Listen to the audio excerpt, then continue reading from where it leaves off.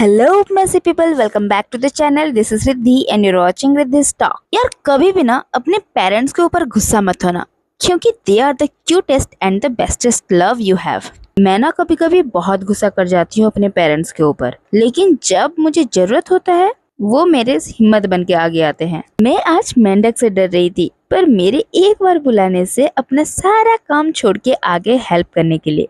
I am so lucky to have them. Thank you भगवान, मुझे ऐसे पेरेंट्स देने के लिए। यार हम लोग ना मैक्सिमम क्रेडिट अपने माँ को देते हैं, पर पापा भी उतना इम्पोर्टेंट है वो हम भूल जाते हैं। देखिए, माँ हमें उसके कोख से पैदा करती है, तो उसके लिए हमारा केयर रहेगा ही रहेगा, क्योंकि हम उसके बॉडी का पार्ट हैं। लेकिन पापा हमें पैदा नहीं करते, बल्कि हमारे पालन पोषण करने में वो अपना सब कुछ सेक्रीफाइस कर देते हैं।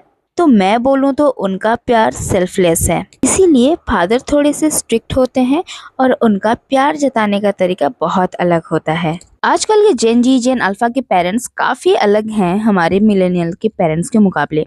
ये लोग अपने पेरेंट्स के साथ दोस्त बन जाते हैं, पर हम मिलेनियल्स भगवान और इंसान के बीच वाले लाइन में कहीं अटक जाते हैं।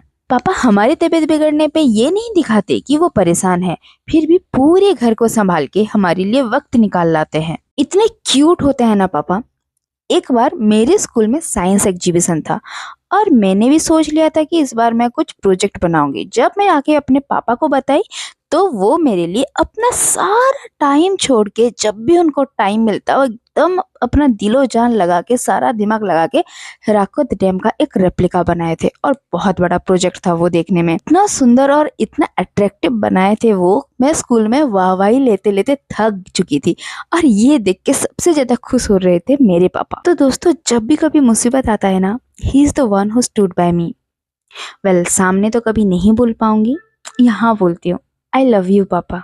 और आज भी देखिए मुझे हेल्प करने आ गए। वेल, आज मैं अपनी सदियों पुरानी स्नैक प्लांट की रीपॉटिंग कर रही हूँ। रीपॉटिंग करना जरूरी है दोस्तों। जब आप देख रहे हैं कि पॉट बहुत ज्यादा क्राउडेड हो चुका है या फिर टहलियां इधर उधर से बाहर आ रही हैं, तो उस वक्त समझ लीजिए कि रीपॉटिंग करने का टाइम आ गया। जैसे कि मैं अपने पहले वाले वीडियो में भी बोल चुकी हूँ, स्नैक प्लांट को ज्यादा केयर की जरूरत नहीं है। वो अपने आप इजिली ग्रो हो सकते हैं।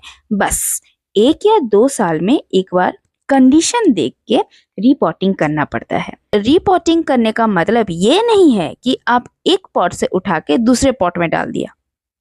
रीपॉटिंग के टाइम मिट्टी और रूट के कंडीशन भी देखना जरूरी है। अगर रूट अंदर ही अंदर उलझे हुए हैं तो आप उनको काट सकते हैं, क्योंकि प्लांट को कुछ भी फर्क नहीं पड़ता, बट थोड़ा बचा के। और मिट्टी में आप थोड़ा कंपोस्ट, चूना वगैरह वगैरह मिला के उसकी शक्ति एंड न्यूट्रिशन बढ़ा के प्लांट को लगाएं, सो दैट प्लांट को भी फ्रेश लगेगा एंड ग्रोथ भी अच्छे से होगा।